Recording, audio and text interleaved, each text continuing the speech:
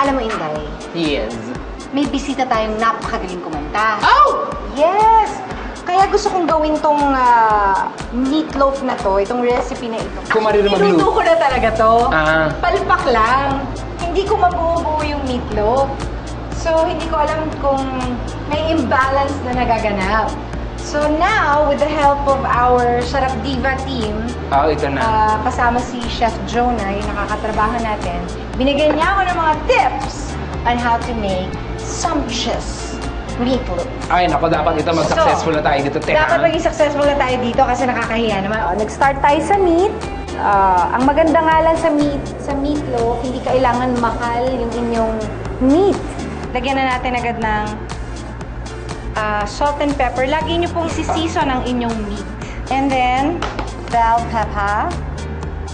Kanina sinabi ko na nag-attempt na akong gawin ito. Actually, talagang ginawa ko na siya. Pero medyo hindi ako masyado naging successful. Although the flavor was there. Kaya lang nung niluto ko, parang naghiwa-hiwalay si meatloaf. Yun ang tanongin ko sana, paano niya na-achieve na mabuo siya? Mabuo siya, hindi ko masyadong nabuo. So ngayon, may ibang technique akong gagawin na itinuro sa akin ni Chef. Ang croutons daw, mas nagiging moist yung iyong meatloaf. So lalagyan lang po natin ng 1 cup. You can also use breadcrumbs kasi yun yung traditional breadcrumbs naman, I think, yung ginagamit. But this time, ginamitan natin ng croutons na mas masarap siya. Kasi yung flavor ng meatloaf talagang malalagyan pa ng bacon. And, you know, anything that has bacon on it is always good.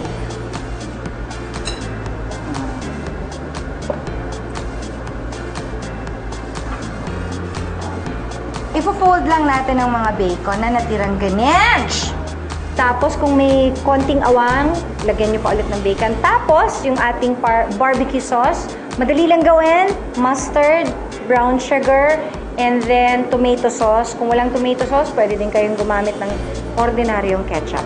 Tapos, we bake this for 35 minutes.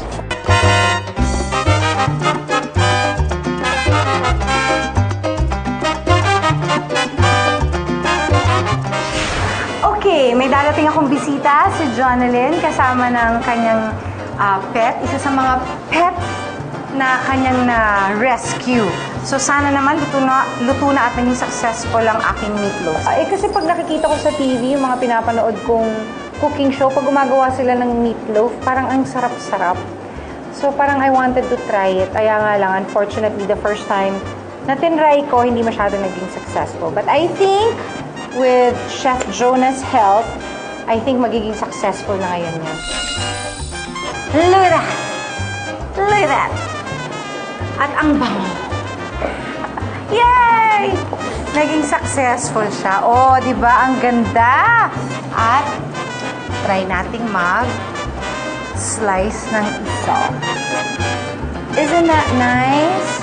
Doesn't that look nice? Madam, ito na po si Jonalyn kasi Ponggi. Hi! Good morning! Hello! Ito ba isa sa mga ni-rescue mo? Hello, Ponggi! Halika dito ka, dito ka na. Ang Ponggi mo, ha? Babae ito. Babae pa yan? Ayan, dito. Oh, sa'yo muna. Saan? Hi, Gerard! Ponggi, bye. Ay, baby. Pinagatin mo, okay lang yan. Tara lang ilag sa likod. Lagay natin yung dog mo sa likod. I'm so happy you're Kamusta? here. Okay naman, pinagluto nga kita nito. Wow, ang special naman ng ano ko dito. Oo Pag-arrive ko naman. dito, may nakaserve na talaga. Na meatloaf Ano ba yan? to. Thank Talagang you po. ginawa from scratch for Wow. you. Yes. Excited nga ako dyan eh. So sana maging successful ang case. Hindi po Ayan. ba, kasi since galing talaga siya sa scratch, hindi ba mahirap yung paggawa nito? Medyo, pero actually hindi naman. It took time Actually din po hindi ba? naman. Hindi naman. Madali lang. Okay, sige. Uy, sige, tikman Banatan na natin. natin. Banatan na natin ito ng bonggang-bongga. Okay. Tinulungan ako ni Chef Jonah dito sa recipe nito. Ako, salamat, Chef. Chef Jonah, ano ko pa po kapangalan ko pa ha. Wow, ang sarap. Sarap, di ba? Ito natin. Mm. Mm. Di ba panalo?